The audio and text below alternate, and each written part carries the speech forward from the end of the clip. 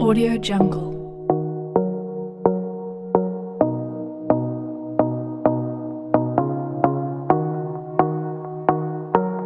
Audio Jungle. Muy buenas tardes a todos y a todas. Vamos a ver, estamos por acá. Bueno, es...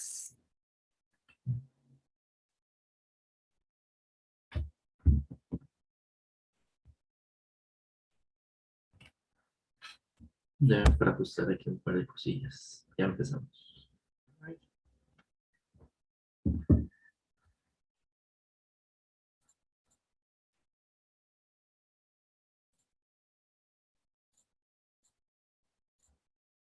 Bien, ok. Ahí deberíamos estar con audio y también, bueno, compartida la pantalla. Vamos a ubicarnos en donde quedamos el martes pasado, ¿ok? Recuerda que estábamos tratando de entonces entrar, tener nuestro sistemita de set LTI, los que hemos estado estudiando desde hace un buen tiempo atrás, incluso desde señales y sistemas, y llegamos a este punto, digamos, de estudio con la nueva incorporación de la parte de las herramientas de análisis por Fourier para nuestros sistemas en tiempo discreto y todo este punto acá. La clase del martes vimos cómo más o menos son, digamos, la respuesta, cómo se comportan estos sistemas. Si le colocábamos, llevamos tres tipos de análisis. ¿Qué pasaba en estos sistemas si le ponemos una señal que denominamos eterna, tiene una frecuencia de oscilación fija y que ha estado existiendo siempre? ¿Qué es qué produce como respuesta a nuestros sistemas LTI desde el punto de vista de frecuencia?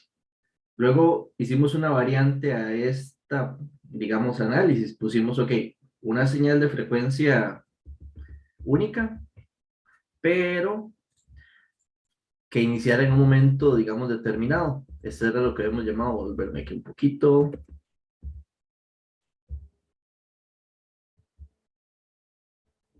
Vamos a ver, ¿dónde era acá? Respuesta en frecuencia. Vamos a ver, me volví más de la cuenta.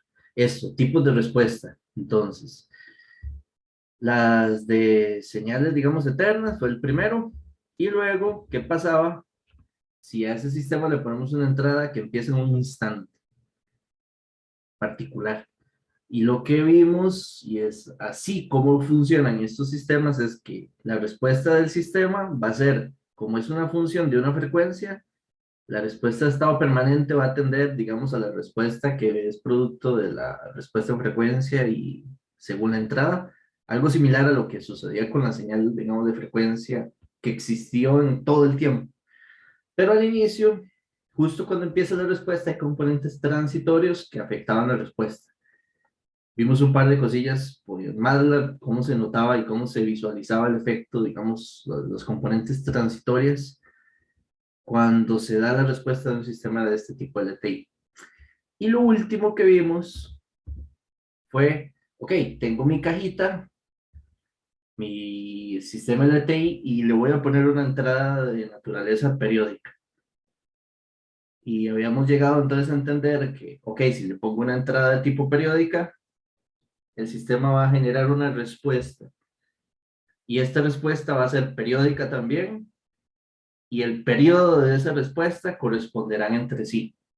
Ahora, la forma o, digamos, el tipo de valor de la señal en sí que dé como respuesta depende de la respuesta en frecuencia y la entrada. Entonces, digamos, habíamos visto un caso y mira, le pongo esto de entrada, produce esto. Ya, digamos, realmente no hay una relación entre una forma y la otra, digamos, de las funciones, sino que depende un poco de la respuesta en frecuencia. Porque recuerden que los coeficientes, y esta era la ecuacióncita, esta que está aquí el puro final, los coeficientes que sintetizan la respuesta son el producto de los coeficientes que sintetizan la entrada multiplicados por la respuesta en frecuencia en cada frecuencia correspondiente al, digamos, según el coeficiente. Entonces, esto es lo que determinará cómo será digamos, la respuesta. Lo que sí sabemos es que es periódica y de periodo n. ¿Ok? Y eso fue lo último que estuvimos viendo el jueves. Ahora lo que vamos a seguir es, ok, un pasito más.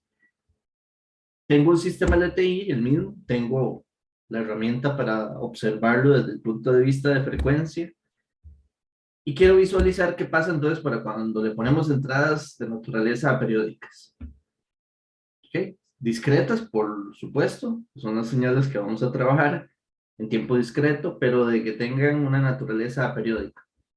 Entre comillas, una señal de energía, que llamábamos, ¿ok? Y aquí en adelante es donde vamos a empezar.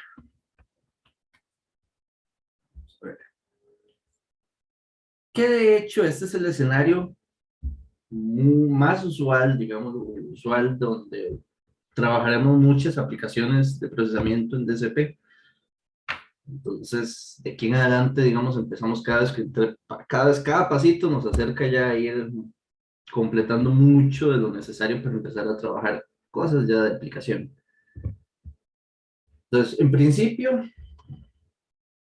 un sistema LTI, por esa naturaleza lineal e invariante en el tiempo, implica que entonces la respuesta que produce va a ser convolución de una función conocida de respuesta al impulso propia de cada sistema y la entrada que tengamos para el caso particular, ¿ok? Entonces, es como un sinónimo, sistema LTI, esta ecuación. Por las propiedades del nuevo operador que definimos, que es un operador de transformada de Fourier en tiempo discreto, esta convolución se transforma directamente a una multiplicación. Ven que básicamente vamos por la misma ruta que tomábamos cuando estábamos en sistemas en tiempo continuo, ruta que sí se completó en el curso de señales y sistemas. Entonces aquí vamos a llegar a que en nuestros sistemas en tiempo discreto la respuesta en frecuencia multiplicada por el espectro de la entrada representarán el espectro de la respuesta del sistema. Ecuación genial y que es la que nos brinda, digamos, el potencial de un montón de aplicaciones. Lo podemos separar para las ecuaciones de, digamos, de magnitud y para las ecuaciones de fase. Hay que recordar que las magnitudes se multiplican entre sí, pero las fases se suman. Entonces, la fase de la respuesta en frecuencia se suma con la fase de la señal de entrada. Y eso aporta para la fase final de la señal de respuesta. Estas tres ecuaciones, cuatro ecuaciones, son el principio fundamental de el cual trabajaremos un montón de cosas al final. ¿Okay? Basándonos en esta función, la magnitud de h de omega, es que nace todo, digamos, el grupo de aplicaciones que vamos a denominar como, digamos, filtrado o procesamiento de magnitud de las señales. Entonces, trabajando el diseño en especificar una respuesta de magnitud a un sistema LTI, seremos capaces de amplificar o atenuar componentes de frecuencias específicas para una señal de entrada. Ese es el principio de lo que conocemos como filtros, ¿ok? Ahora, algo que es importantísimo, y lo vimos en algunas cosas atrás, en lecciones anteriores, es que un sistema LTI no puede generar frecuencias. Entonces, él solo transforma la información a nivel de frecuencia que ingresa como entrada al sistema, pero él no puede generar información, solo transforma las características de magnitud o de fase de cada frecuencia. Eso es importantísimo. Intentar hacer eso significaría que ocuparíamos un sistema que sea no LTI, hacer una transformación a nivel espectral, que no solo sea magnitud y fase. ¿Ok? Vamos, eso es clave, digamos, del principio, un poquito, digamos, de esta parte básica. Ahora, también recordar, digamos, como la transformada inversa de Fourier está, digamos, como un operador de pasar de frecuencia al tiempo, esta sería una forma, digamos, de si yo conozco la respuesta en frecuencia, o más bien, si conozco la transformada de Fourier de la salida de un sistema, de la respuesta del mismo, digamos que si yo hago la transformada inversa a esa función, podría encontrar la señal en el tiempo, o sea, las muestras de la salida del sistema. Claramente, este operador de hacer una integral de una función continua periódica en ese intervalo de menos pi a pi es una, digamos, es un cálculo matemático, digamos, no sencillo, y que conocemos otra forma de encontrar las muestras de una señal en el tiempo, y es hacerlo por la transformada Z. Z realmente es la herramienta para trabajar, para hacer análisis, es súper útil, o sea, es demasiado útil. El problema que tenía Z, digámoslo así, es que no nos permitía hacer análisis en frecuencia, y el análisis en frecuencia es una característica muy importante para, digamos, nuestras señales y sistemas. Entonces nos faltaba eso, nos estaba haciendo falta esa capacidad. Entonces por eso vamos en esta ruta. Ahora sí, tenemos sistemas LTI, todo lo que implica en el tiempo, transformada Z y vamos con Fourier, ¿ok? Ahora, usando las densidades espectrales de energía, tomando la ecuación, recuerdan hace dos filminas atrás estaba la ecuación de que la magnitud de la salida es igual en espectro a la magnitud de la respuesta en frecuencia por la entrada. De esa ecuación la podemos, como ecuación la podemos elevar al cuadrado a ambos lados y llegar a esta. ¿Recuerdan ahí por el teorema de Wiener-Khinchin? Algo así. Difícil la pronunciación. Cuando tenemos la magnitud del espectro al cuadrado, eso es igual a la función que se llama el espectro de la autocorrelación de Y, de la señal en el tiempo. Entonces, en este caso, las únicas que son señales son X y Y. Por eso aquí, para esta parte, no tiene sentido que me hubiéramos puesto como un SHH. En ese sentido, pero sí, sí, incluso si se hubiese podido, porque hubiese sido la autocorrelación, o sea, el espectro de la autocorrelación de la respuesta al impulso. Pero aquí lo que queremos, esta ecuación que está ahí, es que en algunas ocasiones es muy importante analizar a nivel de la energía de las señales. Y una forma de visualizar la energía es a través de la integral del espectro al cuadrado. Entonces vean que aquí en esta ecuación que está ahí abajo es como visualizar la energía de la señal de salida en función de las magnitudes del espectro de la entrada y la respuesta en frecuencia cuadrada, ¿ok? Solo recordar que, digamos, podemos llegar digamos, trabajar o procesar o entender la parte energética para la señal de entrada, para la señal de salida, o para la magnitud, o sea, el espectro, la magnitud de la respuesta en frecuencia, este de acá, ¿ok? Eh, ok, vamos a dar otro paso más. Esta parte eran 4 o 5 filminas, pero de verdad la que tenía las 4 ecuaciones y esta parte anterior son como las ecuaciones principales generadoras de todo lo que vamos a poder hacer en esta parte.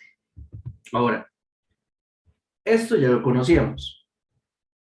¿Cómo está entonces correlacionado la respuesta al impulso, la función de transferencia y la respuesta en frecuencia en sistemas LTI? ¿Ok? Y que esta primera parte de la ecuación solo es posible de definir si la región de convergencia de la función de transferencia incluye el círculo unitario, incluye el círculo unitario como tal. Ahora, vamos a tratar de interpretar. Recuerdan que los sistemas IR, aquí vamos a hacer sí, vamos a dar un paso de análisis en el rumbo de los sistemas racionales, de funciones de transferencia racionales. ¿Por qué tanto detalle con ellos? ¿Por qué enseñar, pues, meternos con ellos en sí, gastar un poquito de tiempo con estos sistemas? Recuerden que todas las ecuaciones de diferencias de coeficientes constantes siempre van a llegar a representar una función de transferencia racional, donde b de z representará o tendrá las raíces de los ceros y a de z tendrá los polos, las raíces que significarán polos para h de z. Entonces, como siempre, las ecuaciones de diferencias caen en este tipo de sistemas, vamos a gastar un poquito de tiempo en analizar cómo es aproximadamente el tipo de respuesta en frecuencia. Esa es la idea. Ok, si esos sistemas van a ser lo que vamos a estar usando en la mayoría de los casos, tratar de interpretar algunas cosillas en h de omega de ellos. ¿Ok? Esa es la idea de lo que vamos a tratar de poner por acá. Entonces, aquí tengo la respuesta en frecuencia, asumiendo que sí se puede evaluar en el, okay, que el círculo unitario pertenece a la región de convergencia. Significa que yo puedo entonces encontrar h de omega y que también entonces puedo separar el h de omega en un b de omega y un a de omega. Recuerden que al venir esto de sistemas racionales, pensando de la ecuación de diferencia, b de omega y a de omega es una sumatoria de términos. Los coeficientes de cada término son los que llamamos los coeficientes b sub k y a sub k. ¿Recuerdan? Y esto hay que irse lo aprendiendo poco a poco, casi como una cosa así inmediata de memoria. El polinomio que le llamamos que tiene coeficientes b sub k, tiene, digamos, la parte de los ceros de la función de hz, y el polinomio que tiene los coeficientes a sub k, tiene la parte de los polos.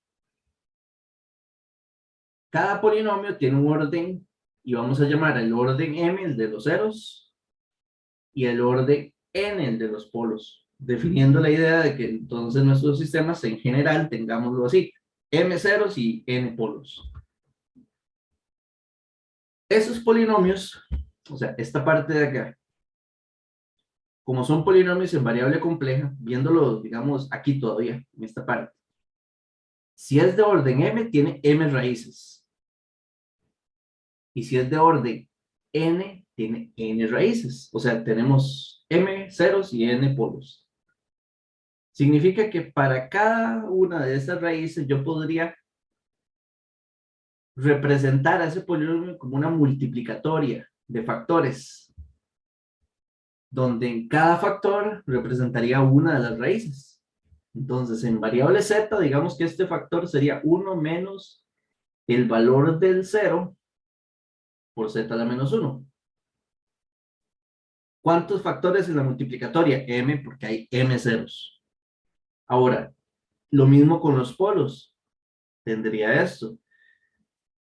Ok, entonces la forma de ver a la transformada z como una multiplicatoria de factores y permite ver entonces también la transformada de Fourier, o sea, su respuesta en frecuencia, como una multiplicatoria de este tipo de términos. ¿De acuerdo? Entonces aquí el z a la menos 1 se cambió, se hizo un cambio de z por e a la j omega y ya entonces esto está en h de omega. A sub k, ceros, b sub k, los coeficientes que producen los polos. Y recordemos aquí, para ver más adelante, los z sub k son los valores de los ceros y p sub k los valores de los polos. Recuerden que si los coeficientes, que eso está aquí, si estos coeficientes son reales, los polos y los ceros pueden ser reales o complejos, pero si hay complejos siempre estarán en pares complejos conjugados, siempre. O sea, en nuestros sistemas, cuando diseñemos los filtros y demás y programemos lo que sea, y si son de este tipo, es imposible que un sistemita, digamos, o un filtro, tenga un polo complejo sin su conjugado. Imposible. De que aparezca su polo conjugado, sí, o más bien, que no esté su polo conjugado, la única forma es que tengamos constantes de valor complejo. A sub k o E sub k, algún valor complejo por ahí. Hacemos, ¿ok? Aquí vamos a aprovechar un par de cosillas, esta parte, para tratar entender. Aquí es donde se pone un poquito matemáticamente la siguiente, un poquito espeso. Pero necesito que lo entendemos, por lo menos a nivel general, entender la lógica. Recuerdan que en forma general, si usted tiene un número complejo z y lo multiplica por su conjugado, eso es igual a la magnitud de ese número complejo al cuadrado. Aquí estoy tratando de usar esto, pero al revés. Entonces, si nosotros tenemos la magnitud al cuadrado del espectro de h de omega, de la respuesta en frecuencia, esto sería igual entonces a tomar la respuesta en frecuencia por la respuesta en frecuencia conjugada. ¿Ok? Tal vez esta parte con aquello no es tan difícil. Ahora, si tengo simetría eremítica, que simetría eremítica implicaría que entonces el sistema, su respuesta al impulso es real. En los sistemas de este tipo, recuerden que la ecuación lo que dice es que la h de omega es igual a h de menos omega conjugado. Esta ecuación yo la puedo también representar como h conjugado, conjugando ambos lados, es igual a h de menos omega. Entonces aquí vamos a agarrar el h conjugado y lo vamos a cambiar por h de menos omega. ¿Ok? Esa es la segunda parte de esa ecuación.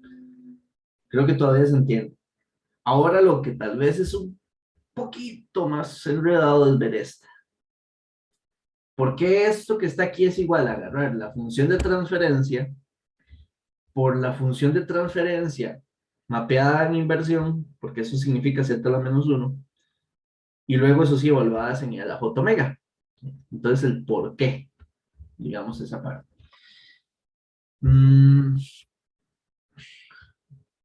Vamos a ver cómo ver esta parte.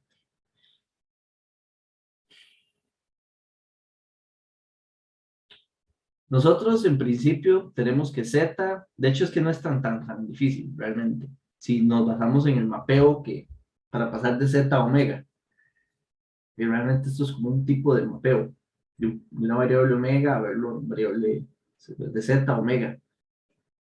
Si uno ve este cambio de variable, si digamos, si esto fuera h de omega, por decirlo así, ¿quién sería h de menos omega? Para solo ese término, sería e a la menos j omega.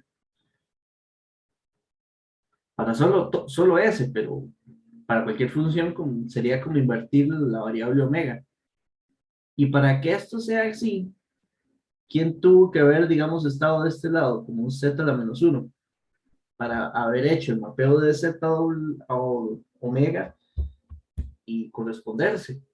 Entonces, como que uno, digamos, sin irse tan profundo a la matemática, eso es lo que no quiero, sin irnos tan otro lado, tan enredado, es como visualizar que esta igualdad que está aquí más o menos tiene sentido.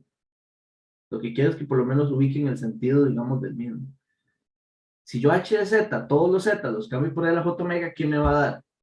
Esto, de el espectro de omega, la respuesta en frecuencia, que esa es la ecuación, digamos, que usamos siempre.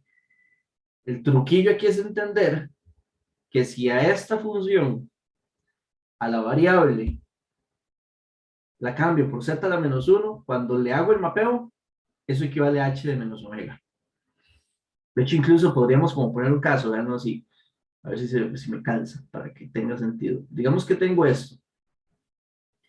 ¿Quién sería el h de omega de este? De este sería 1 más, ok, yo me digo feo esto, pero guardo un poquito. Creo que con un ejemplo, sin ir tan a fondo, sería suficiente para que se entienda por qué esa ecuación, porque esa ecuación la vamos a usar fuerte para lo que ocupamos en la siguiente, por más adelante. O sea que h omega aquí sería 1 más e a la menos j omega. ¿Quién sería h de menos omega? Aquí directamente, es simple. O sea, es invertir este espectro, entonces nada más quedaría como 1 más e a la j omega. Tal cual. Ahora, ¿cómo podríamos llegar a este h de menos omega según lo que está aquí arriba? Mapeando por inversión primero Mapear por inversión a nivel matemático es muy sencillo en la expresión, es solo cambiar z por z al menos 1 quedando como z. Y si a esto le aplico la transformación z omega directo, ¿quién va a hacer eso? Digamos, llamémosle h de x, de omega, digamos, así, solo un x para que no sea la misma. Esto quedaría como 1 más e a la j omega. Entonces ven que esta función, por este lado, ya es visible, creo, la interpretación que h de z a la menos 1, cuando le mapeo de z a omega, eso representa el espectro de menos omega. Entonces, teniendo presente eso y recordando, aquí vamos a usar el teorema de de Biener-Khinchin, ¿ok? K-Khinchin o como sea, ¿ok? Este teorema lo que decía era que el espectro en magnitud, o sea, en frecuencia al cuadrado de lo que sea, es la transformada de Fourier de una señal en el tiempo en autocorrelación. Entonces, si tuviéramos, digamos, si usted tiene un x de n y a este x de n lo autocorrelaciona, digamos, una forma de decir, recuerden que la autocorrelación es igual a esto. Si esto va a ser una función que sería la autocorrelación de x. Si, esto es una señal como tal, en tiempo discreto. Si usted transforma esto a Fourier, hacia el espectro, hacia, esto le llamamos era un espectro de S de X de omega, que esto es igual a la magnitud del espectro de la función original al cuadrado. Eso es lo que decía el teorema de Biener-Khinchin. Entonces, recordando ese teorema y teniendo la ecuación que está arriba, y otro detalle aquí, ¿qué pasa si yo transformo esto, pero por z? Aquí es ver como omega y aquí z. Entonces, de hecho, voy a borrar por eso aquí estamos mezclando las dos cosas y de pronto se vuelve loco el asunto. Si usted pasa esto a z, la convolución es una multiplicatoria. Entonces, ¿la multiplicatoria de quién? De h de z por la inversión en el tiempo de una señal equivale a un mapeo de inversión de la variable de la función. Entonces, esto representaría aquí, digamos, una función, digamos, de r xx de z, por ponerle el nombre. Entonces, vean que aquí lo que está diciendo, volviendo esta idea para la ecuación azul, la principal de esta filmina, es que la respuesta en magnitud al cuadrado de un sistema LTI cualquiera es igual a la transformada z de la autocorrelación de la respuesta al impulso evaluado en J omega. Y la idea es intentar conectar, ¿por qué yo puedo llegar a conectar esto con esto? Y haber entendido por dónde se le llega, para que no sea nada más una ecuación y, ok, sí, esto de dónde sale. Vamos a llevarnos a esta ecuación que es la complicada, que hay que entender un poquito, a intentar visualizar a la función h de z y intentar una descomposición que vamos a lograr. Recuerden que lo que estamos haciendo aquí, voy a repetirlo para no perdernos, a veces entre estas fórmulas y demás se puede uno perder un poco, pero lo que estamos tratando es de interpretar cómo son a nivel de la frecuencia los sistemas con función de transferencia racional. Los sistemas de función con función de transferencia racional son tan relevantes para nosotros porque prácticamente todos los que están posibles de implementar en ecuaciones de diferencias son estos. Son como, no sé, la mano de obra o el producto, más que la mano de obra, son como la materia prima. Entonces vamos a intentar hacer un análisis cómo es el tipo de respuesta en frecuencia de ellos. Entonces vamos a tomar B y A y vamos a idearnos la idea de que vamos entonces a tomar al polinomio B y lo vamos a multiplicar por su equivalente mapeado por inversión. A este le vamos a llamar d de z. Ahí está la primera ecuación. Vamos a tomar el polinomio a y lo vamos a multiplicar por su polinomio evaluado por inversión. Y este lo vamos a llamar c de z. Entendiendo, más o menos aquí lo que hay que hacer es, que recuerdan la ecuación anterior, que en esa ecuación, ¿qué pasaba si usted agarra la función de transferencia y la multiplica por su función de transferencia mapeada por inversión? Si la tomamos, esa multiplicación, y la evaluamos en ella, ay, de hecho aquí ya casi que es, para atrás, para atrás. Aquí es donde está el truco del asunto, digámoslo así. Si tomamos esta multiplicación y la evaluamos en E a la J omega, ¿esto qué me va a mostrar a mí? O sea, al hacer eso, ¿qué nos mostraría como información? La magnitud de la función de transferencia al cuadrado del sistema. Y ver esa magnitud del cuadrado del sistema me puede dar mucha información del sistema, si es un tipo de filtrado, o sea, lo podemos incluso empezar a caracterizar como tipos de filtros. Si es de paso bajos, paso altos, paso media, pasabanda, si es plano, si es ondulado, si tiene muchos puntos ceros, si tiene muchos, o sea, ahí veremos la naturaleza de la respuesta en frecuencia, en magnitud. Y recuerdan que una de las grandes intenciones es usar esa, la magnitud. También se puede enfocar uno en la fase, pero el principal uso es trabajar con la magnitud de estos sistemas para hacer algo, para lograr algo de nuestra parte. Entonces vamos a intentar verlo así. Ya que esto nos daría esa información, nos sería útil, vamos entonces a tomarlo, pero por separado. Entonces vamos a ver lo del numerador y lo del denominador. Recuerdan que en la ecuación anterior, por eso esta filmina no se entiende si la anterior no se entendió nada, que cuando multiplicamos dos funciones en z, donde una está mapeada por inversión, o sea, exactamente al hacer esto si le hacemos transformada inversa, equivale a ¿qué era? La autocorrelación de B, que una forma de representar la autocorrelación es por convolución, pero la segunda invertida. Ok.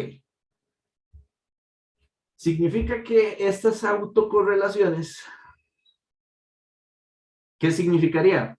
Es una secuencia de valores en el tiempo discreto, es una secuencia de valores. Si B sub n es una secuencia que, recuerden que estos empiezan en A sub 0, A sub 1, A sub 2, A sub 3, y son coeficientes reales, por así decirlo, vean que es como una señal pequeñita, es como un vector de muestras que primero es real, porque estamos partiendo de la idea de que A sub K y B sub K son reales, y que al ser causales van a generar una autocorrelación que va a ser par y simétrica. Por eso vean que aquí el tamaño va a ir de la autocorrelación de la parte de arriba de menos m a m y la parte de abajo de menos n a n. Vamos a tener dos señales que provienen entonces de ver haciendo los coeficientes B y a los coeficientes A. Eso es una secuencia que si la transformamos por Z, que ser transformada a Z, nosotros es algo normal. ¿Qué nos daría? D de Z por C de Z, que prácticamente C de Z entre D de Z, perdón, entre C de Z, ¿quién es? Esto. Y resulta que si a eso le volvamos en el J omega, voilà, vemos la información espectral. Eso es lo que queremos ver, tratar de visualizar de la parte de una ecuación de diferencias, por así decirlo, intentar ver cómo se ve el espectro de un sistema así. Para intentar ver esto un poquito más, digamos que ese paso no es tan obvio, o sea, para intentar ver esto, vamos a llegar a esta ecuación. Esta ecuación es la que no es tan obvia, así tan a nivel general. Entonces, resulta que cuando se hace todo ese proceso, digamos, de pasar, calcular las dos autocorrelaciones, pasar a Z esas dos señales, las dos señales que hay que pasar a Z son estas dos. Voy a volver. Esta D sub n y C sub n, que esas son las muestras de la autocorrelación de B y A. Si pasamos eso a Z y lo evaluamos en I a la J omega para pasarlo a W, vamos a poder llegar a que siempre los términos del denominador y del numerador se van a poder representar como un coeficiente de sub 0 más una sumatoria de cosenos. Vean que esa sumatoria parece como una serie de Fourier, parece. Y un C sub 0 abajo con una sumatoria de cosenos con coeficientes. Y de hecho esos coeficientes, ven que el C sub 0 y C sub 1, C sub 2, y esos son los coeficientes de las autocorrelaciones. O sea que todos estos sistemas LTI van a poder llegar y representarse como eso. Claramente la matemática a nivel general a veces es difícil, entonces lo que vamos a hacer es, para luego devolvernos y decir, ok, sí, todos los sistemas al final los vamos a interpretar como esa ecuación azul ahí, vamos a hacer un caso numérico. Vamos a agarrar un sistema y lo vamos a intentar analizar de esa forma y llegar a cuál sería la respuesta de magnitud al cuadrado. El sistema que vamos a resolver es este. Este sí lo vamos a hacer paso a paso. Entonces aquí es donde traten de seguirme y hacerlo y verlo, como preguntar si tienen alguna duda. Queremos intentar llegar a ver si yo tengo esa ecuación de diferencias a nivel del espectro en magnitud al cuadrado, ¿cómo sería? ¿Qué veo ahí? Ay, mira, yo tenía un script para mostrarles algo de un ejemplo anterior. Pero a ver, un ejemplo anterior no, sino de no sé, una cosa va a pasar un poquitito.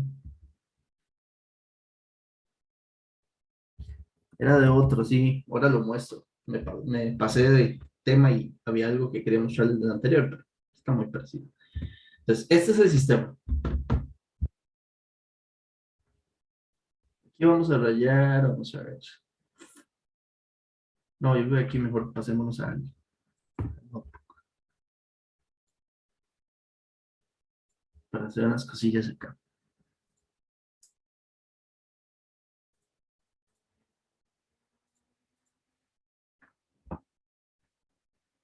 Y aquí vamos a usar toda esa mate de esas últimas 3, 4 filminas e intentar usarlas. Y también una mate.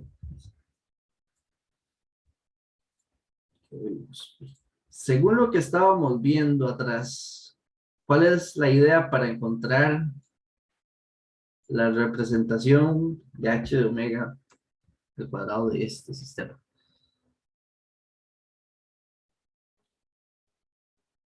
Creo que lo primero que yo tendría, entendiendo lo que se necesita, es encontrar quién es el vector A, llamémosle, quién sería A sub K y quién sería B sub K. Vean que este es un sistemita de recursivo de orden 2. Significa que estos dos vectorcillos son de 3, de 1 por 3, en este caso. Recuerden que para poder encontrar A sub 0, A sub 1 y A sub 2, esta ecuación de diferencias tiene que estar igualada entradas y salidas de un lado diferente de la ecuación del igual. O sea, necesito ver este término del lado allá y este término del lado allá, para incluso verlo con la idea de la sumatoria general de, de ecuaciones de diferencias para cualquier sistema. Entonces, aquí va A sub 0. Debería siempre, siempre, siempre A sub 0 estar factorizado para que valga 1. Es una regla general necesaria, o digamos, buenas costumbres. Entonces, este término vale 1 en este caso, este vale 0.1 y Uy, pongámoslo así, y este vale menos 0.2. ¿Saben qué? De hecho, aquí es donde estaban las sutilezas, los signos y todo eso es la parte que no se puede hacer mal. A sub 0 en este caso vale 1 para el... Ay, no sé si estamos bien. B sub 0, perdón. El siguiente vale 1 y este valdría 0.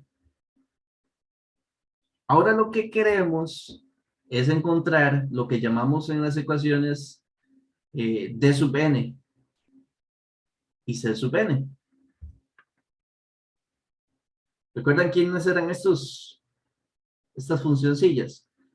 O sea, el D era arriba, entonces D era la autocorrelación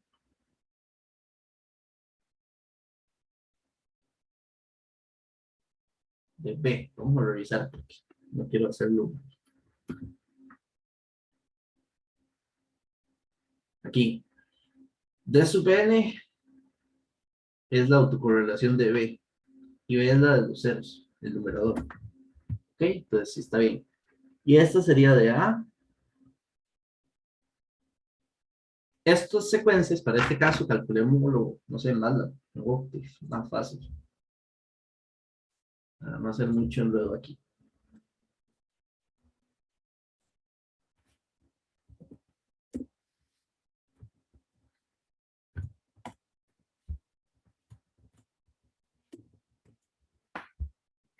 Uno, 0,1, 0,1 y menos 0, 0,2.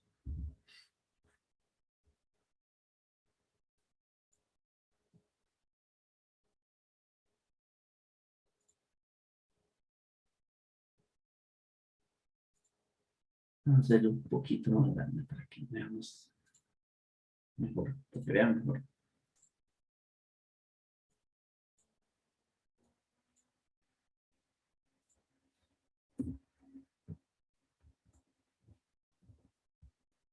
Y B sería 1, 1,0.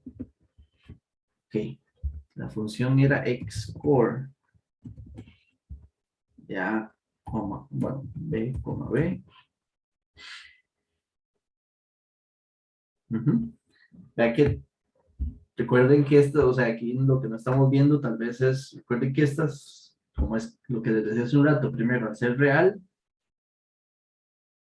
y causal, digámoslo así, esta función va a ser real y simétrica par. Entonces, este 2 es como la muestra cero de esta. Entonces, esta secuencia sería 0, 1, 2, 1, 0. Ok, ¿sí? Y ahora calculamos B. Ahora hay que calcular A.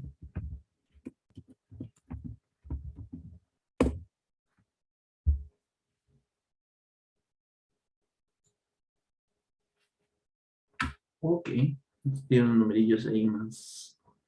Entonces sería menos 0,2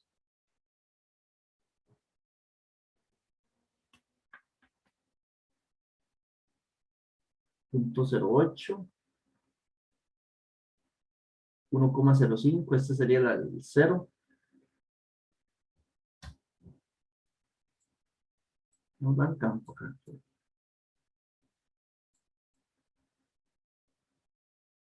Y 0,08,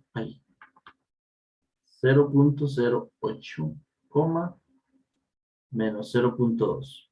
Ok, y ahí tenemos las autocorrelaciones. Ahora, mira, no alcanzaron esto. Aquí no otro espacio. Ok, si nosotros ahora calculamos de D sub n la transformada z y la de C sub n y su transformada z, estas dos, después al dividirlas, ¿qué van a representar? Recuerden que aquí a lo que vamos es que cuando dividamos esto, Esto representaba como multiplicar a h de z por h de z mapeado por inversión. Entonces ya estamos a la puerta de pasarnos al espectro de magnitud al cuadrado. Entonces, ¿quién sería estas secuencias? Transformar z, por eso ocupamos aquí. Esto sería z más 2 más z a la menos 1.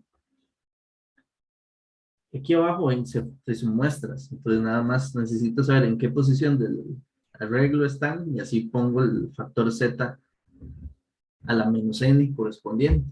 Entonces este sería menos 0.2 z al cuadrado más 0.08 z más 1,05 más 0,08 z a la menos 1 y menos 0.2 z a la menos 2. Dividiéndolos, entonces llegaríamos a esto.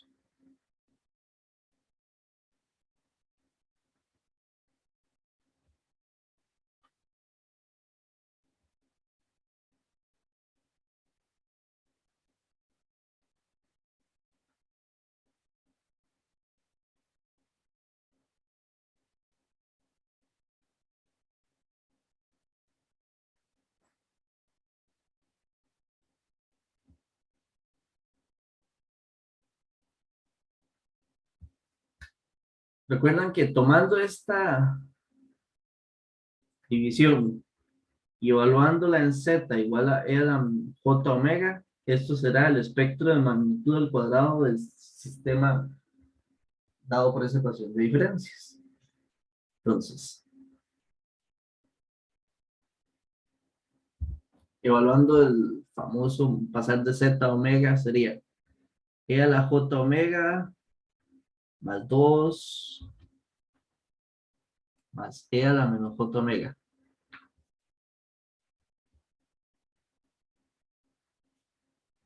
Y aquí abajo, bueno, todo eso sería menos 0.2 e a la j2 omega más 0.08 e a la j omega más 1,05 más 0,08 e a la menos j omega menos 0,02 e a la menos j2 omega. En los sistemas LTI donde la ecuación de diferencias tenga coeficientes constantes reales, ojo de hecho porque es la consecuencia de la ecuación final la que estaba en la fórmula anterior, las autocorrelaciones entonces siempre van a ser simétricas para y reales. Por lo tanto, al suceder eso, significa que siempre va a existir la posibilidad que cuando llegamos a este punto, habrán componentes que se pueden mezclar siempre y que producirán cosenos de frecuencias específicas. Vean, en este término de acá va a tener su componente par del otro lado, con frecuencia contraria. Entonces ven que todos esos grupos siempre se podrán agrupar y generar cosenos.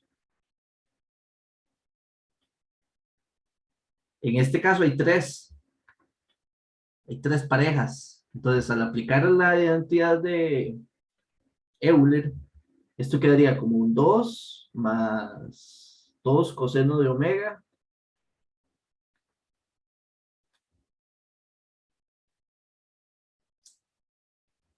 y aquí quedaría, voy a agruparlo así, 1,05. Vamos a ver.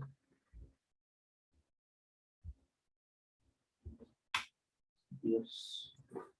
Soy mal para enseñar un anillo multiplicar. Aunque el primero es fácil, este es el segundo. El primero es un 0,04. Entonces, esto sería el primero, pero va a ser primero el otro, 0,08. Bueno, por el mismo sería 0.016.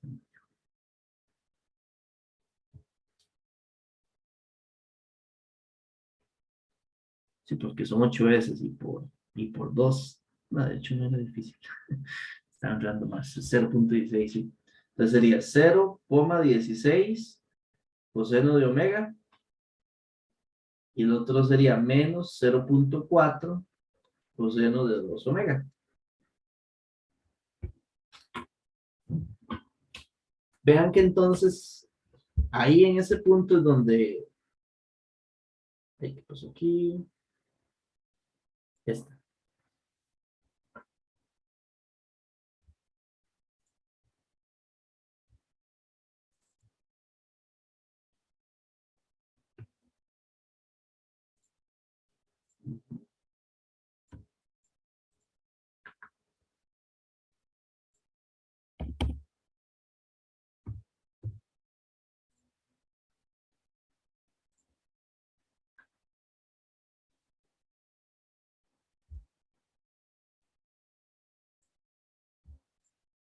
Donde esta ecuación la puedo, digamos, visualizar en comparación, digamos, al ejemplo.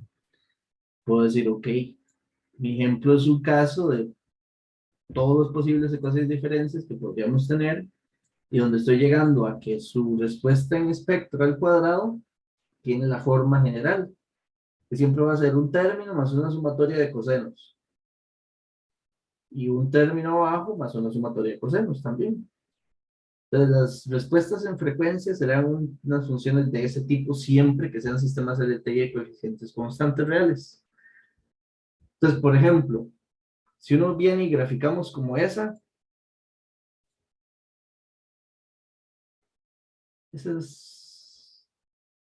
ese creo que lo tengo aquí ploteado. Ya lo tenía listo, me parece.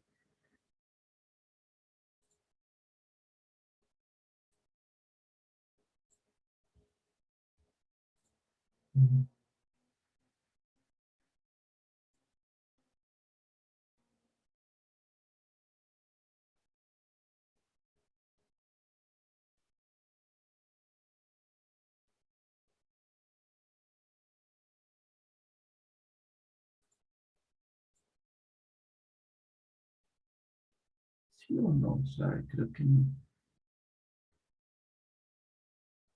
No, o sea, creo que ese no específicamente porque no era ni este ni este.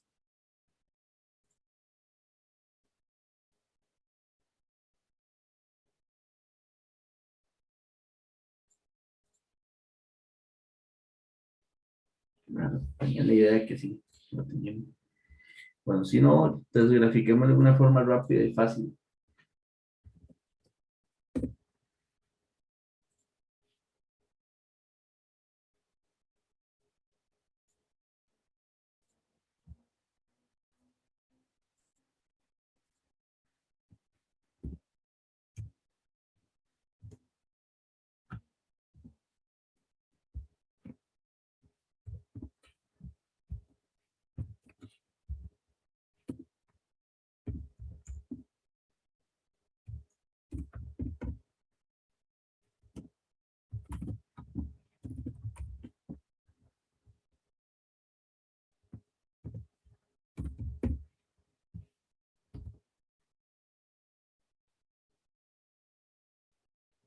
Creo que esto era, me equivoqué, porque eso es 002.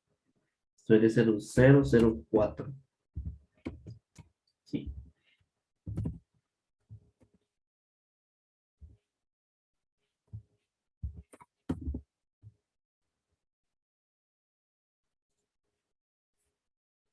Y porque no le gusta que hagan aquí. Sí, sí, aquí.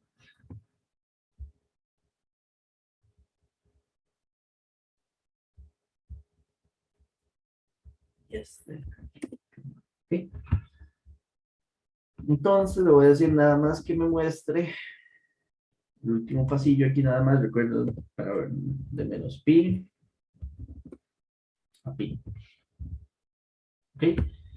Esta ecuación de diferencias, con la que es una posible, que nada más decir, ok, programemos esa ecuación, a nivel de respuesta en frecuencia y magnitud, tiene esto, al cuadrado. Entonces vean que tres cosas, tres cosas que podemos decir y que este es un caso particular de cualquier caso general al final, que de la ecuación general, una,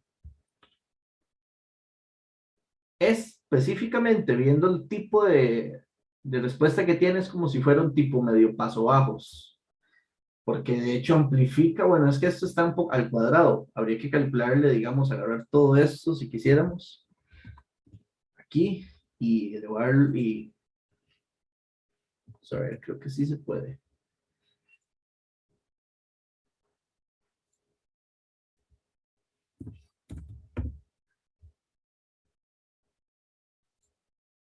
Sacarle la raíz cuadrada, entonces, ahora sí se vería, digamos, un poquito ya más específico la respuesta de magnitud nada más. Primero, parece que ven que hay un cierto grupo de frecuencias entre aproximadamente como 2 punto algo, de 0 a 2 punto algo, que las amplifica, porque la ganancia es mayor a 1 del espectro, del filtro o de la respuesta en frecuencia. Estas de acá las atenúa un poco. Entonces, realmente como filtro no tiene una, digamos, adecuada forma, digamos, de respuesta en frecuencia, pero esa es su característica de frecuencia. Lo otro que importa entender por aquí es que esta forma de la función siempre va a ser suave. Es imposible de pronto que aparezca, digamos, que una parte de esta función que sea plana, que, digamos, valga uno fijo o que valga cero en un lapso. Porque cuando el tipo de función es una suma combinada de cosenos entre cosenos, es imposible que me dé en un rango continuo el valor de cero.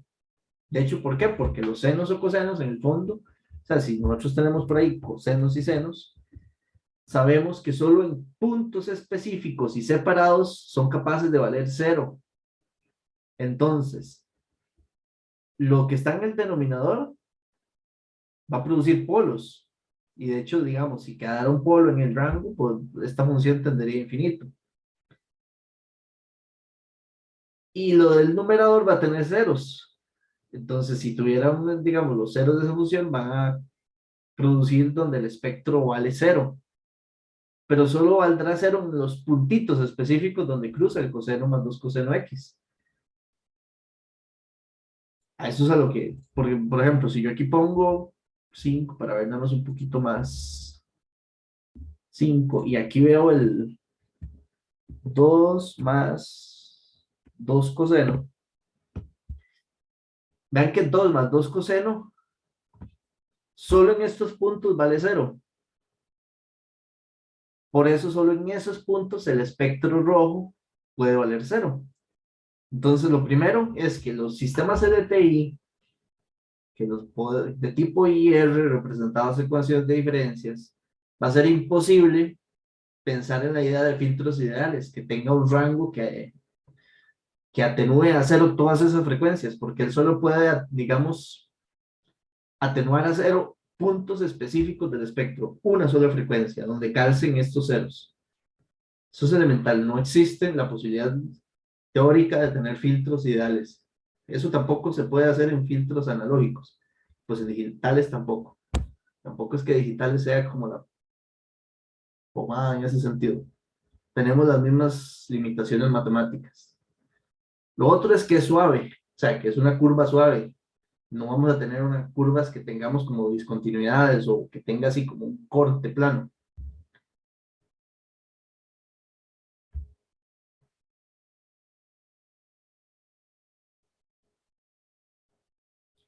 ¿Estamos bien? ¿Sí se entiende es eso? Ven que en este caso, este otro, si lo graficamos por aparte, el verde es el denominador. Ven que en ningún lugar se hace cero. Por eso el espectro de magnitud no se indefine. Si los filtros son estables, eso tiene que pasar. No puede haber una frecuencia donde se indefina la magnitud del espectro. Entonces aquí no tenemos polos que afecten porque están dentro del círculo unitario y en el círculo unitario no hay nada. Así tienen que ser nuestros filtros para poderlos usar. Y la curva azul son los ceros y si hay un cero, pero este cero solo afecta la frecuencia más alta, en este caso. Preguntilla, si se entiende, digamos, que ¿cómo era? Nuestra materia prima, eso es lo que da. Su naturaleza en frecuencia es esa. Eso es lo que vamos a poder ser capaces de usar. Y aún así, nos servirán para mucho. Esa es la parte, al final, digamos, bonita. Y yo, antes de seguir, vamos a ver, voy a regresar acá. Antes de seguir con esta parte, yo traía un par de cosillas más para ver en el, aquí más la, con esta parte del, digamos, como un ejemplo, vamos a ver, estos eran este. Esta era la densidad espectral de potencia, sí era este. Digamos que si usted da un sistema, vamos a definir un caso particular, digamos, de esas señales y respuestas al impulso conocidas, o que fueron muy típicas cuando incluso en señales y sistemas las usábamos para, ¿no?, hacer cálculos y en los exámenes y en las prácticas y todo eso. Voy a ponerle una señal de, digamos, de potencia un medio a la n. Entonces es una señal medio, un cuarto, perdón, a la n y que va decreciendo. Es una señal de energía de entrada. Yo voy a ponerle una respuesta de impulso medio a la n. Es un sistemita de orden 1, pequeñito, pequeñito. Tiene un polo en un medio, nada más. Voy a definir, bueno, aquí un rango para ver el espectro luego. Lo voy a hacer lo más fino posible, 100 puntos en este lapso, para poderlo plotear y ver bien. El tamaño de este vectorcillo y ahora aquí. Esto lo habíamos sacado.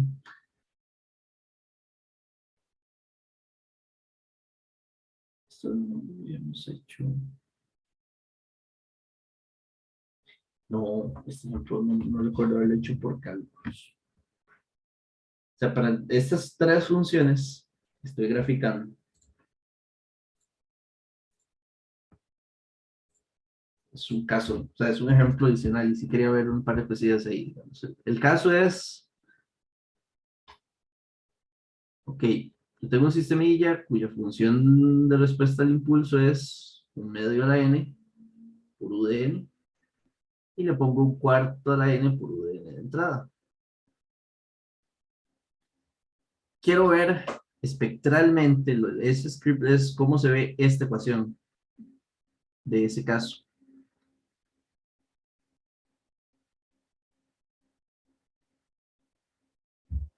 O incluso al cuadrado, no solo al cuadrado, verlo también así.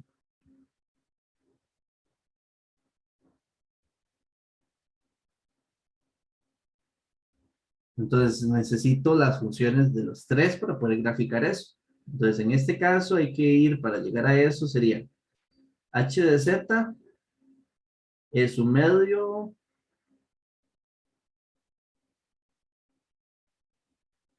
x de z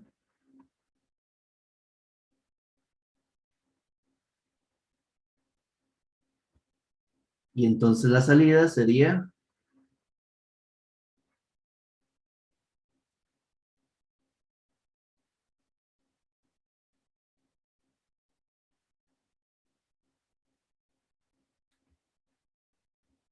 este, este espectro, pasando el omega, sería 1, un medio de E a la menos j omega. Y este,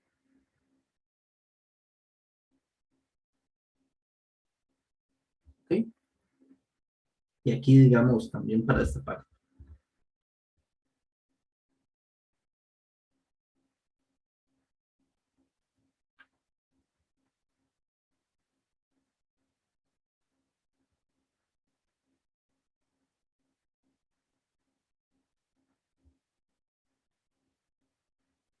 Si tenemos h de omega, ¿cuál sería, digamos, la magnitud de h de omega para ir a graficarla, la funcioncilla? Sería 1 entre lo que está aquí abajo, la magnitud de lo de abajo. Esto que está aquí abajo lo podríamos ver, recuerden que el e a la j, o sí, la idea aquí es ver el e a la menos j omega como un coseno de omega por Euler, menos j seno de omega. Esto me permite en cada factor saber cuál es la parte real, elevarla al cuadrado, la parte imaginaria, elevarla al cuadrado y calcularle la raíz a eso. Entonces, para quitar la raíz y ponerlo aquí, entonces el cuadrado de este lado sería, la parte real de este término sería 1 menos un medio de coseno, esto al cuadrado, algo así habíamos hecho un poquito, más un cuarto de seno al cuadrado.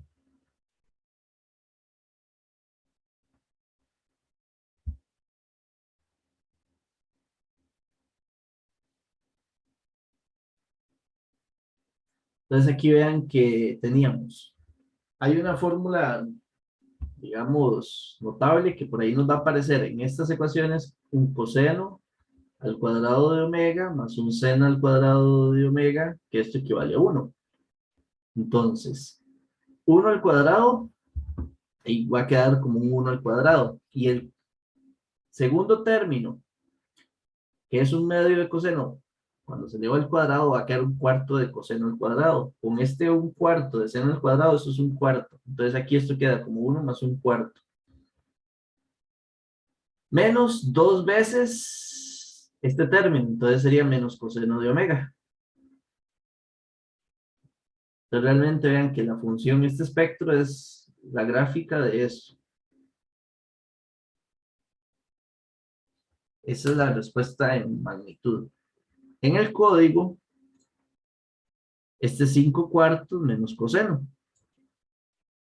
Aquí estoy calculando yo le llamé SSH, que sería la magnitud del espectro al cuadrado. ¿Alguno sabe por qué aquí y en todos estos, por qué es que vectorialmente en esto, más la Octave lleva este punto? ¿Qué es la diferencia? Esas son las cosillas que hay que de aprender a programar esta parte. ¿Qué es la diferencia de esto o esto?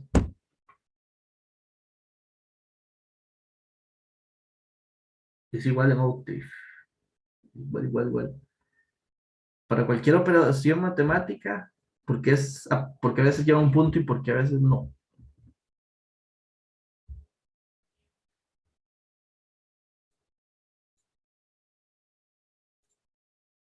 Sí lo tienen claro, no se han dado cuenta haciendo cosillas de estas aún.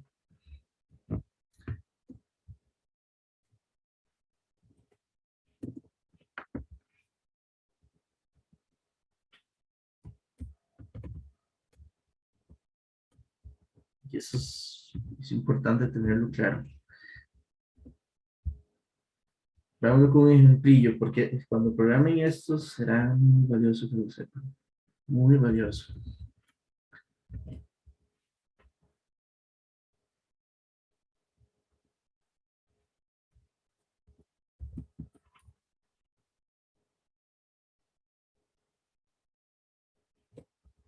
Vamos a ver si con este ejemplo así numéricos me sale. Es con matrices, porque estas variables, vean que aquí lo que yo generé, este vector W es una matriz. Es un vector gigante, digámoslo así, un vector largo, y que de hecho aquí calculé su tamaño y demás.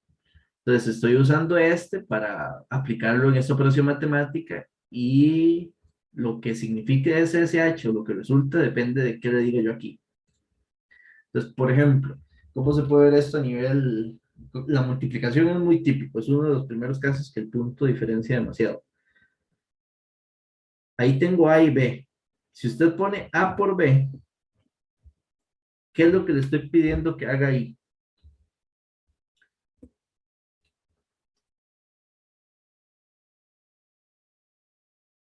Vean que una cosa es A por B y una cosa es A punto por B. Ahí está la diferencia.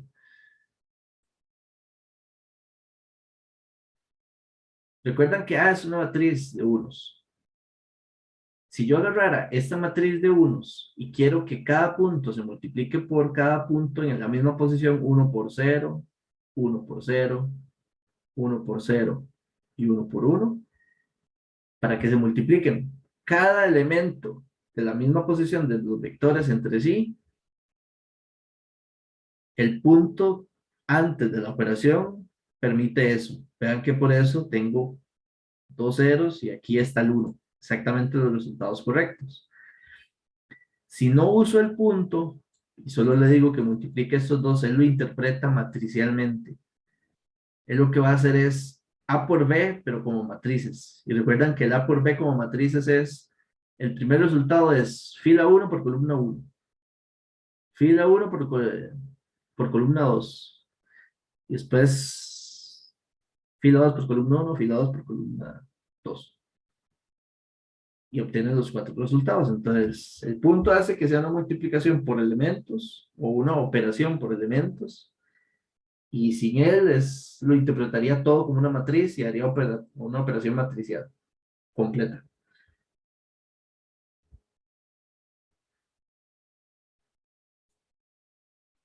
Entonces aquí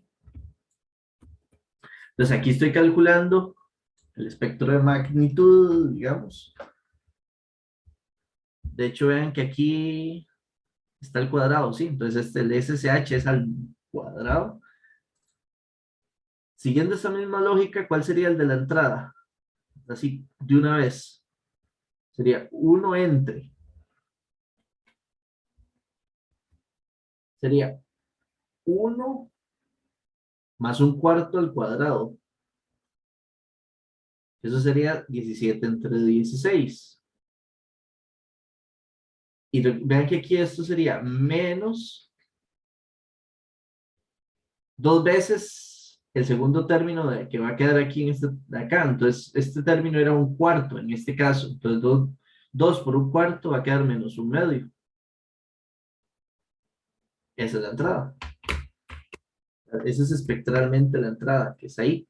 17 entre 16 menos un medio de coseno. Y la salida lo hice muy sencillo, porque la salida nada más multipliqué este. De hecho, hubiese sido más fácil, nada más hubiera agarrado que multiplicara este por este. Y punto. Ya estaban calculados. Y lo que voy a decir es, ok, muéstremelo gráficamente. Muéstreme cómo se ve espectralmente la entrada, cómo se ve espectralmente la respuesta en frecuencia y cómo la salida.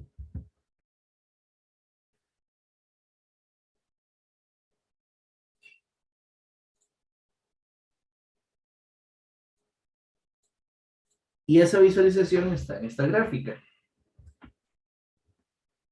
Primero vean el azul. El azul este es un caso de una ecuación de diferencias de orden 1.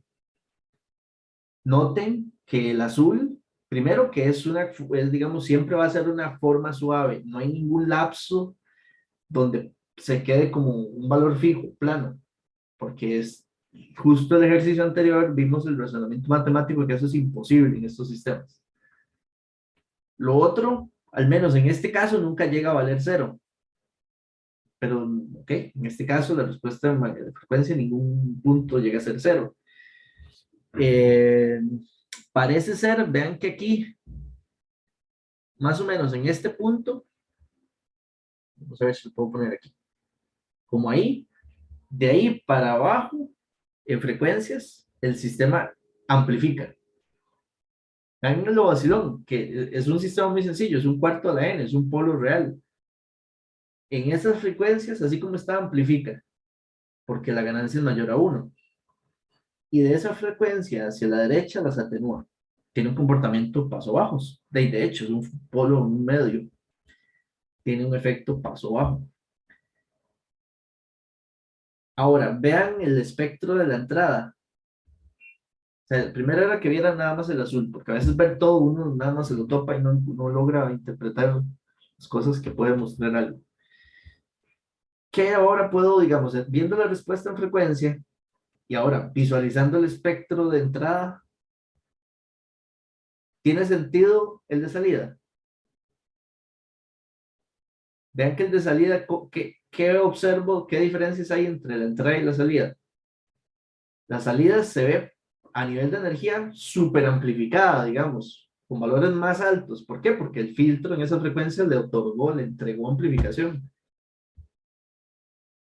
Pero noten que exactamente la relación es al revés después de ese puntillo que yo marqué. Vean que después de ese puntillo que yo marqué, la salida, que es la de color rojo, está por debajo de la entrada. ¿Por qué? Porque el filtrillo la atenuó. Entonces el filtro está potenciando a nivel energético las frecuencias de ese rango y quitándole energía a las frecuencias que él, digamos, después de ese puntillo. Entonces, esa es la idea. Los sistemas LTI, los que vamos a poder, digamos, usar, implementar y programar por ecuaciones de diferencias, usarlos para producir efectos que queramos en el espectro.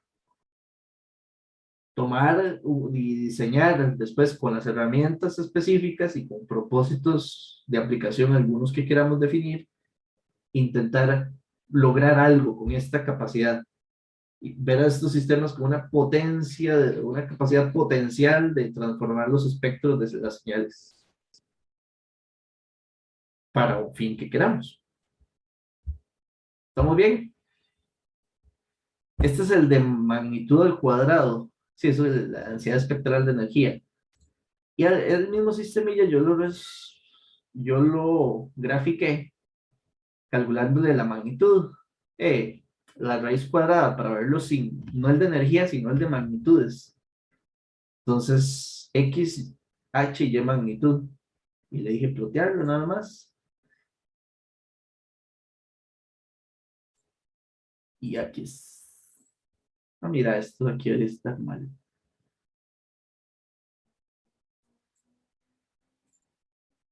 Son diferentes. Vean que en valores, este llega por 7. De hecho, 7, si yo saco la raíz cuadrada, es de ahí donde llega este otro valor. 2 puntos y res. Entonces, digamos, para ver el efecto de filtrado, normalmente uno se enfoca en estas gráficas, realmente, y no al cuadrado. El cuadrado uno lo que ve sería exactamente la energía. Entonces, aquí, pero el efecto es igual. Tenemos una parte donde amplifica las componentes de frecuencia y otra parte en este ejemplo que las atenúa.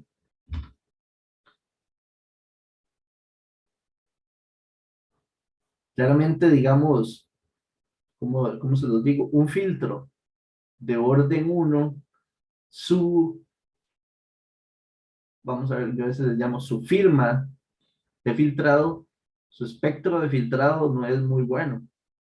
Esta curva de respuesta a frecuencia es bastante pobre para lograr un efecto específico. Pero es que es un filtro de orden uno.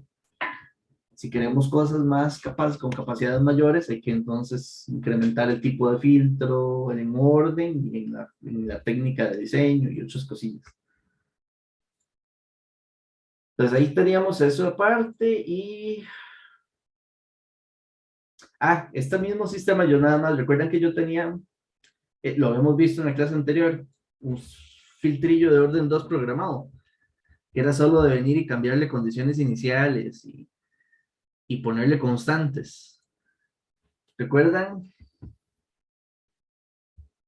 Si pasáramos la ecuación de diferencias de ese ejemplillo, ¿cuál es la ecuación de diferencias de este señor? Vean que el h de z, del h de z podemos encontrar la ecuación de diferencias. Sería y de z, 1 menos 1 medio, z y aquí x de z. Es que esto se puede ir para un lado y para el otro. Esto realmente, no sé, es genial. Tanta cosa. Entonces ven que aquí yo puedo decir en la ecuación de diferencias, esto sería y de n menos un medio de y de n menos 1, x de n. Entonces vean que aquí esto tiene un a sub 0 igual a 1, un a sub 1 igual a un medio negativo y un b sub 0 igual a 1. El resto son ceros. Entonces con esos tres coeficientes de la ecuación de diferencias voy a mostrarles aquí, de hecho hasta aquí le hace falta entonces un menos. Metiendo aquí específicamente ese filtrillo y todo igual y poniéndole esta entrada, era la del caso, un cuarto a la n donde n va de 0. En este caso solo estoy viendo 24 muestras. Con condiciones iniciales 0 y programado aquí el for de esa ecuación y que me muestre cómo se ve tiempo. Entonces aquí lo que quiero ver es que observen, un segundo, algo que de pronto no dice, pucha, esto que estoy viendo acá, estoy viendo en el lado derecho la respuesta del sistema, pero estoy viendo las muestras, y en el lado izquierdo estoy viendo el efecto que está produciendo el sistema a una señal de entrada espectralmente. Entonces, vean la primera, digamos, para mí, digamos, representa mucho ver algo así, porque primero, si usted observa las señales, las muestras ahí, ve, ok, da estas otras muestras. No me dice mucho, o no me dice casi nada, solo los valores de cada muestra en sí, pero a nivel del procesamiento que está haciendo eso, si lo observo del lado izquierdo, me dice un montón de cosas. Ese for, esos cálculos que está haciendo del lado izquierdo, tiene una representación espectral muy particular que yo puedo de ahí ver un montón de información. Del lado derecho en el tiempo no veo nada. Entonces eso es interesante, por ejemplo, tal vez cuando pronto, porque ya estamos cerca, agarremos señales y metamos señales de audio y diseñemos filtrillos y los corremos. En el fondo, agarrar la señal de audio es un puño de muestras. Meterle un filtro y que procese y que genere los datos pues, según el filtro que quiero, va a ser otro puño de muestras. Si los veo gráficamente, es un puño de muestras. Pero espectralmente, dependiendo de lo que yo quiera aplicar, podría generar efectos muy particulares. Y que tal vez, eso sí, si es una señal de audio, tal vez los efectos particulares del audio los puedo interpretar, los puedo escuchar. Ahí sí puedo entonces tal vez hacer tangible el efecto. Entonces es como nos vamos, digamos, acuerpando en esta parte entre tiempo, frecuencia y lo que vamos a lograr con nuestros sistemitas LTI que parecen tan inofensivos, pero van a ser muy capaces de un montón de cosas. Bien.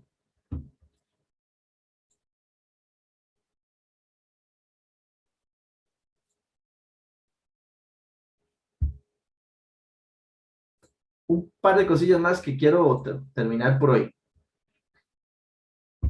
Es como, esta parte de matemática es, ok, un montón ahí de ecuaciones y demás, lo que quiero es entender un análisis. Lo que quiero es, ok, ya vimos qué tipo de funciones más o menos son la respuesta en magnitud o frecuencia de los sistemas LTI, descritos por ecuaciones de diferencias. Quiero tratar de visualizar el efecto de los polos y los ceros. Recuerdan que los polos y los ceros son algo relevante, muy relevante en estos sistemas. Y se obtienen desde la parte de Z.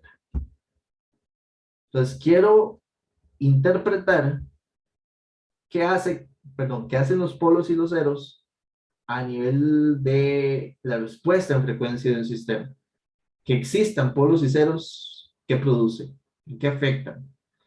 Entonces, para llegar a eso, vamos a visualizar a partir de esta ecuación la teníamos hace un par de filminas atrás, que es la ecuación de la multiplicatoria de los factores que contienen en cada factor la raíz de cada polo y cero de h de z. Primero, voy a factorizar el e a la j omega para intentarlo como visualizarlo en potencias positivas. Es una forma como, al menos el e a la j omega que sea positivo. Cuando lo factorizo, como son m factores y abajo n, significa que va a aparecer, digamos, una diferencia, dependiendo del orden de polos y ceros, va a aparecer un e a la j n menos m en esa factorización. Si fueran iguales, este sería un e a la 0 y se parece. Y adentro me va a quedar un e a la j omega restándose por cada polo y un e a la j omega restándose por cada cero. Un montón de factores de ese tipo. Si usted tiene un a por b entre C a nivel de números complejos, digamos, como una respuesta en frecuencia. Si usted quiere calcular la respuesta en frecuencia, la magnitud o la fase, entonces nada más decir, es la respuesta de magnitud de A por la respuesta de magnitud de B dividido entre la respuesta de magnitud de C. Es esa lógica la que ocupo aquí como interpretar. Y con la fase es el ángulo de A más el ángulo de B menos el ángulo de C. Y esto representará el ángulo de fase del espectro. Como A, B y C en este caso son estos factores, vamos a definir una estructura general que permita identificar la magnitud y fase de cada término. Claramente, esa estructura general es diferente si estamos hablando de los polos o los ceros, porque vean que al nivel de los ceros, la magnitud va arriba entre la magnitud de los polos y en la fase es la suma de las fases de los ceros menos la de los polos. La estructura, que son esos factores, vamos a separarla en esa descomposición que está ahí abajo. Esta de aquí son para los ceros y este que está aquí son para los polos. El E a la J omega menos Z sub K es un término que tendrá algo de magnitud y una fase. Vamos a representarlo nada más aquí como la magnitud y una fase. La magnitud de cada término aporta la magnitud total y la fase de cada término aporta la fase total. Y ahora lo que quiero es que visualicemos qué significaría un E a la J omega menos Z sub K. Y ahí ese es el truco de la interpretación del efecto de polos y ceros que queremos hacer. Recuerdan que E a la J omega es el Z evaluado en E a la J omega. O sea, si yo me paro en el plano Z, cuando yo tenga E a la J omega es exactamente el círculo unitario. Entonces, si yo tengo el círculo unitario como los puntos de frecuencia y tengo, este era un Z sub K, perdón, y tengo un Z sub K o también está el tener E a la J omega menos P sub K. Si tengo un P sub K, un polo, y lo tengo por ahí, normalmente para nuestros sistemas el polo tiene que estar adentro del círculo unitario. Entonces, imagínense en este vector verde como si fuera un fasor que puedo rotarlo. La rotación de ese fasor verde es la frecuencia, digamos, que yo estoy analizando espectralmente. Entonces, la rotación va a ir de 0 a 2pi y la información espectral estaría completa de 0 a 2pi, es todo lo que ocupamos. Cuando yo resto a este fasor verde el fasor de P sub K, recuerden, veamos a ver, gráficamente P sub K es así. Representa dónde está el polo. Si lo resto es como que este vectorcillo esté aquí. Si este vector está aquí y se lo sumo a este, vamos a ver si puedo gráficamente ver esa suma fasorial vectorial acá. Se viene donde termina este y se suma y la suma sería este. Noten que este es este mismo. Entonces, noten que al hacer E a la J omega menos P sub K equivale a la distancia o al vector que representa el polo a donde está espectralmente el barrido. Entonces, conforme la frecuencia se acerque a la frecuencia donde está el polo, la magnitud esta del vector rojo, este como que está aquí es más pequeñita. Es el punto donde va a ser la menor distancia. De hecho, esto lo podemos ver en una cosa así. Vamos a ver si puedo. Sí, creo que puedo hacer algo aquí diferente para que se vea.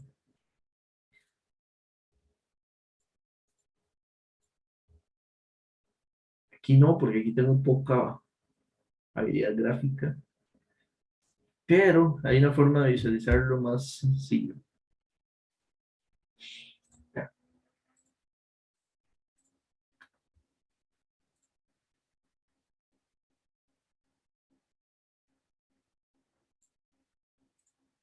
Ok, aquí sí puedo hacer un poquito de dinámica en esa imagen.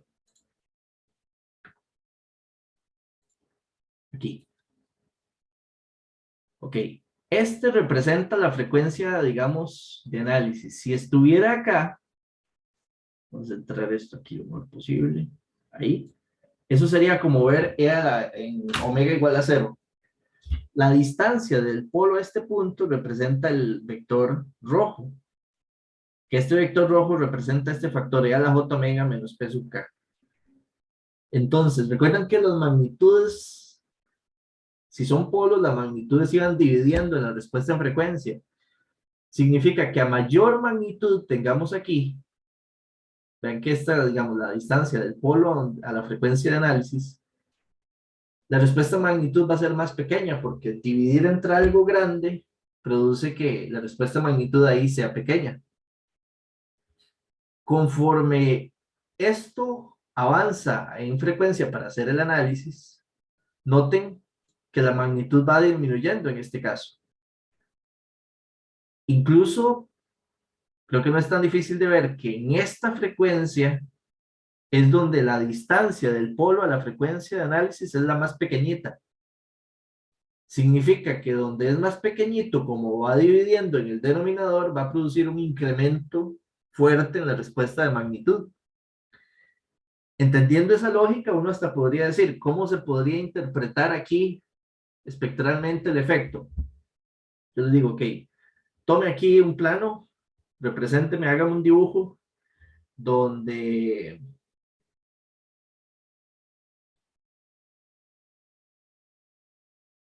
veámoslo hasta pi nada más, de 0 a pi, la mitad del barrido, ¿cómo se vería aproximadamente esto? Que en este caso es la magnitud de I a la J omega menos P sub K, porque ahí solo hay un polo, o sea, llamémosle P sub K. Estamos viendo que aquí va a ser el valor más alto, era el valor más alto de distancia, pues entonces la respuesta de magnitud ahí va a ser un valor más pequeño. En algún punto que pareciera, llamémosle aquí a este ángulo, llamémosle ángulo alfa, en una frecuencia alfa tendremos el valor más alto de la magnitud del espectro. Entonces esto de alguna forma va a tener, podría verse algo así. Tiene un efecto, de hecho, de 0 a pi, algo así, eso es paso alto. Nivel de respuesta en frecuencia. Eso es ver el efecto de un polo. Ver un polo a nivel de frecuencia. Los ceros es al contrario. Entre más cerca esté yo del cero, más baja va a ser la respuesta de frecuencia. Y entre más lejos esté, más alta. Entonces, digamos, entendiendo la colaboración de los polos y ceros en la respuesta en frecuencia, lo que nos va a interesar es, de pronto, ese es el propósito, que tenga mucho sentido teórico o real cuando veamos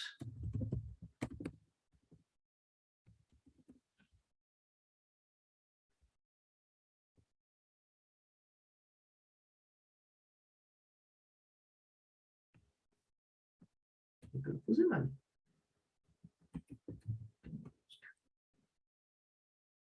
Pero sí, fíjate, lo puse mal.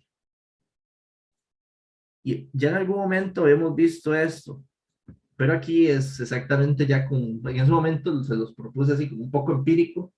Aquí ya llegamos al punto en la materia donde justamente encaja con esta parte que vamos a usar pronto. Cuando busquemos y definamos algún filtro en específico que queramos definir, y usemos esta herramienta para que nos optimice el filtro, y le digo aquí paso bajos y R, todavía la ventana la voy a dejar ahí, no vamos a hablar de ella aún. Le voy a poner una frecuencia de muestreo deseada. Voy a especificar un orden. No le voy a dejar que me lo deje arbitrario ahí al azar. Y que trate de llegarle, y una frecuencia de corte, no sé, de 44.100, tengo hasta 22K. No sé, 1000, por decir una cosa. Y digo, ok, diseño. Al decirle que es de orden 4, es una ecuación de diferencia recursiva de orden 4 con 4 polos. Entonces, cuando él logre, que ya lo hizo, aquí me está mostrando en magnitud de decibeles la respuesta de magnitud, pero lo que quiero es ver los polos y ceros.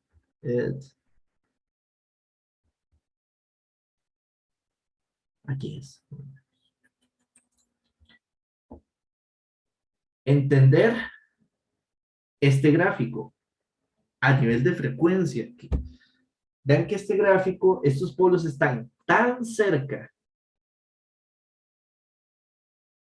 del círculo unitario que en el análisis del gráfico anterior, donde medimos el vectorcito, la distancia que hay de esos polos al círculo unitario es tan pequeña que cuando el efecto en magnitud que producen es un número muy pequeño en el denominador. Y al ser tan pequeño en el denominador, produce que ahí la ganancia sea alta de la respuesta de magnitud. Entre más cerca estén del círculo unitario, más incrementa la ganancia ahí.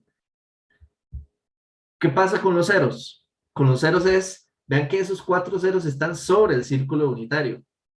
Entonces, la distancia de esos ceros al círculo unitario es nula, es cero.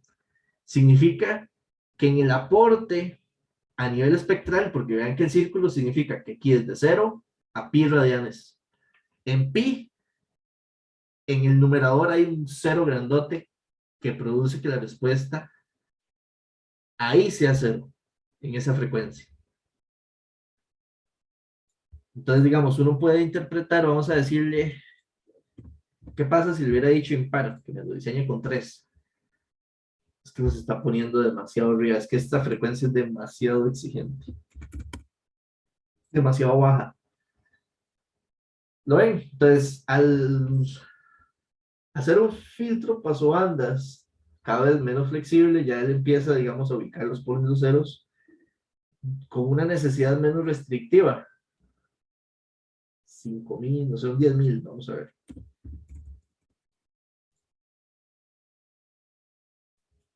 15.000, solo para ver. ¿Lo ven? Entonces significa, ahora, ¿qué es el problema? Y de hecho eso es uno de los asuntos aquí los que hay que lidiar cuando uno programa estas cosillas. Este filtro, a nivel de estabilidad, vean que al estar tan, digamos, al haber una distancia suficiente del círculo unitario, los errores numéricos de precisión en los cálculos producen que estos polos, aunque digamos como que los polos vibran a nivel algorítmico, la estabilidad sea relativamente suficiente para trabajar con la precisión numérica propia de los sistemas digitales. Pero si yo quisiera hacer un filtro tan, por ejemplo, un paso bajo de 500 Hz para un ancho de banda tan amplio de 22K, es que es la relatividad del espacio, 15 contra 22K, es muy pequeñito. Eso produce que los polos estén demasiado cerca del círculo unitario, no están, porque si estuviera no sería estable, de hecho él me está diciendo que sí es estable en esta ventanita. Pero estar tan cerca del círculo unitario produce que algorítmicamente las precisiones de cálculo podrían producir problemas con un filtro así. Son filtros delicados de implementar. Entonces, estas son las cosas. Entonces, ver los polos y interpretar el efecto de un polo sobre la respuesta de magnitud o de un cero es necesario. Y era lo que justo que estábamos en la parte teórica donde llegamos. Entonces, es la distancia. Entonces, a nivel, digamos, la distancia que esté el polo del círculo unitario representa el aporte, sea polo o cero en la respuesta de magnitud. ¿Se entiende? Es una comprensión más que un, o sea, lo que necesito es que se comprenda más que matemáticamente vayamos a hacer algo. Para que cuando veamos planos de polos y ceros, nos hablen qué están haciendo cada uno y poder decir, mire, tengo aquí un efecto de esto, este es el polo que está dando lata, no sé, ese tipo de ideas. Y en fase, bueno, si tuviéramos que hacer un análisis de fase, que no son tan comunes, como lo son los de magnitud, hay que entonces entrar por un aporte sumativo de la fase de cada polo y cero a la fase total. Pero no la vamos a detallar mucho más que en este caso, o sea, que en el anterior. Este sistemilla ya lo vimos hace un rato, o sea, este es el mismo ejercicio que les mostré, pero aquí antes esto era, recuerdan que el filtrillo era de un medio por UDN por N, es la misma función de transferencia. Entonces, gráficamente esto no nos aporta más que el ejemplo que vimos hace un rato. Que de hecho vimos, hace un rato vimos su hermano, digámosle así, donde teníamos esto. Incluso lo vimos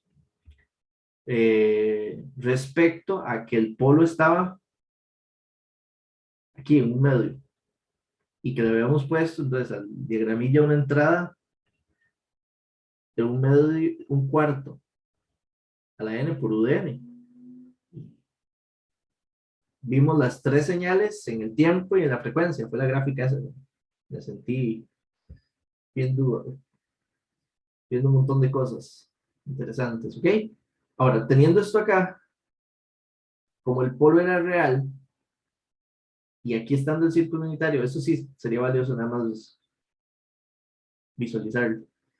Como el polo está aquí, noten que la distancia a la frecuencia cero es la menor. Cuando se hace el análisis por barrido de 0 a pi, aquí es la distancia más pequeña.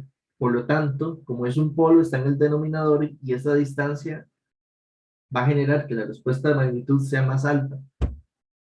Y que para las otras frecuencias sobre este círculo unitario acá, vaya disminuyendo hasta el punto donde es más baja. Bueno, de hecho, el más baja no es este, porque aquí hay una distancia como por acá, que de aquí a aquí a nivel relativo hay más distancia que de aquí a aquí. Que de hecho eso se veía cuando graficamos eso, en esta gráfica. Ah, no, yo estoy haciendo, no me hagan caso, estoy haciendo, diciendo una tontera. Esta es la distancia más larga. Geométricamente, este punto, o sea, esto no es un polo, aquí nada más este es el punto menos uno. Entonces noten que aquí en el espectro de magnitud, obviamente en cero, el azul, ahí es donde tengo la mayor ganancia y esa ganancia se va perdiendo hasta llegar hasta pi, el valor más bajo. Ese es el efecto de ese polo.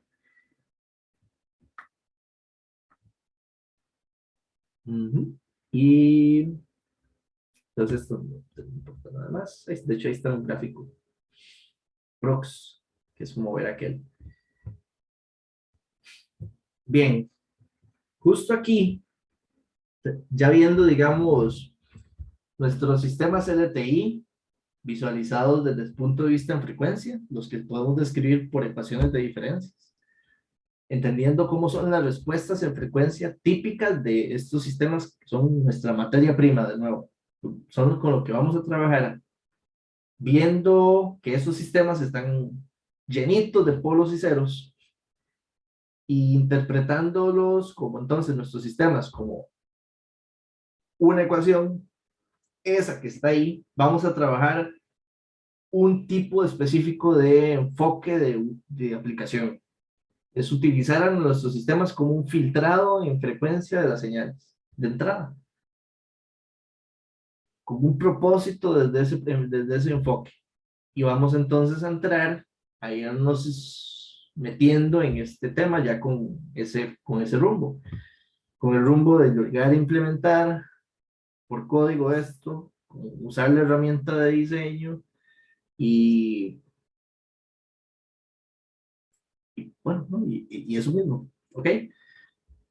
Entonces ya estamos en ese paso. El paso que sigue, digamos, para ir cerrando esta parte es entendiendo los principios de filtros ideales básicos, paso bajos, paso altos, paso banda y rechaza banda, ver unos casos, digamos, simples, digamos, de cada uno de ellos, sistemitas que permiten hacer, digamos, paso bajos y ese tipo. Y vamos a ver una cosa y más sobre resonadores digitales, osciladores y unos tipos de sistemillas específicos. Veremos los sistemas de fase mínima y máxima, sistemas inversos, y casi ya ahí terminamos la parte 2 de la película. Recuerden que esta era como la serie, para después pasar a la parte 3 que es FFT. Entonces la próxima semana seguimos ahí. No sé si alguien tiene alguna duda y si no, terminamos acá la clase. Estamos entonces, muy buenas noches ya casi y feliz fin de semana. Nos vemos la próxima semana. Posiblemente entre el transcurso de este fin de semana y la próxima planearé una tercera tarea. Entonces por ahí aparecerá. No sé exactamente qué día, pero para ya ir comenzar a trabajar con algo más. Entonces, muchas Audio gracias. Jungle.